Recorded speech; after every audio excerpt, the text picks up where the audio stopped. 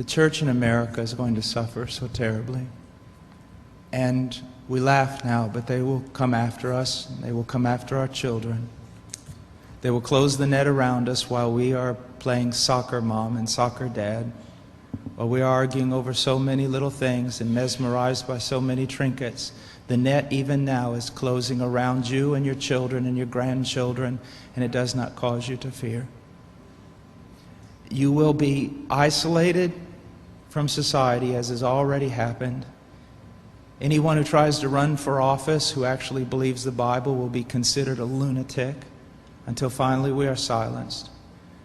We will be called things that we're not and persecuted not for being followers of Christ, but for being radical fundamentalists who do not know the true way of Christ, which of course is love and tolerance. You'll go down as the greatest bigots and haters of mankind in history. They've already come after your children, and for most of you, they got them. They got them through the public schools and indoctrination, and the university and indoctrination, and then you wonder why your children come out not serving the Lord.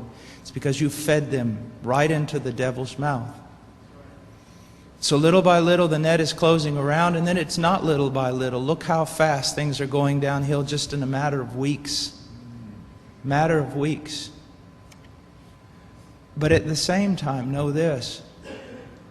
Persecution is always meant for evil, but God always means it for good. And is it not better to suffer in this life, to have an extra weight of glory in heaven? You must settle this in your mind. This is the one thing I want to say over and over. Do not believe. Down through history, you have a wrong idea of martyrdom and persecution. You think that these men were persecuted and martyred for their sincere faith in Jesus Christ. That was the real reason, but no one heard that publicly. They were martyred, and they were persecuted as enemies of the state, as child molesters, as bigots, as narrow-minded, stupid people who had fallen for a ruse and can contribute nothing to society. Your suffering will not be noble. So your mind must be filled with the Word of God when all people persecute you and turn on you. And if the Spirit of God in common grace pulls back and you see even your children and your grandchildren tossing in the lot that you should die. This is no game. You want revival and awakening, but know this. For the most part, great awakenings have come only preceding great national catastrophes or the persecution of the church.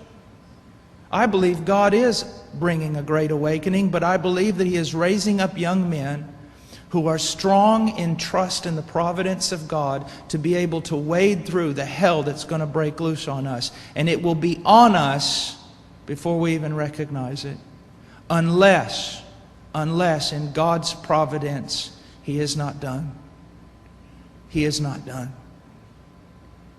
Now note, this is not silly talk. Apart from a great awakening, these things are going to come upon you. Be ready to lose your homes, your cars, and everything.